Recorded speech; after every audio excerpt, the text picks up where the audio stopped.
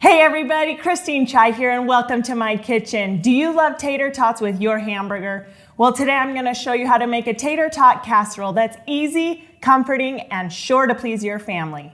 Let's get started.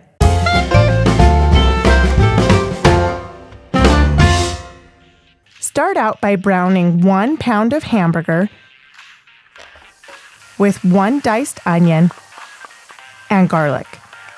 Cook until the meat is no longer pink.